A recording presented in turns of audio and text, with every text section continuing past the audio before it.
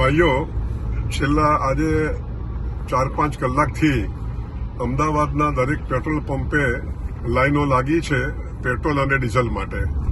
ખરેખર આ અફવા છે અને આ પેટ્રોલ અને ડીઝલના સપ્લાયમાં સરકાર તરફથી કે ઓઇલ કંપની તરફથી કોઈ તકલીફ નથી અને જોઈએ એટલું પેટ્રોલ ડીઝલ મળે છે.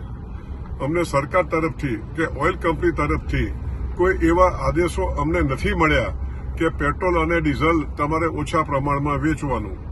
અમદાવાદમાં જો જોવા જઈએ તો 210 પેટ્રોલ પંપો છે, પરંતુ આજે 3 કે 4 પેટ્રોલ પંપે પેટ્રોલ નહીં હોવાથી આ પેનિક થયું છે.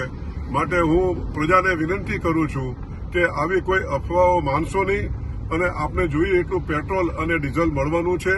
અને આવું જ્યારે પરિસ્થિતિ હોય ત્યારે આપણે અફવાઓ ન માનીને અને પેનિક ન કરવું જોઈએ. અને અમારા પેટ્રોલ પંપને ના ડીલરોને આપ સાથ અને સહકાર આપો તેવી અમારી નમ્ર વિનંતી છે. આભાર.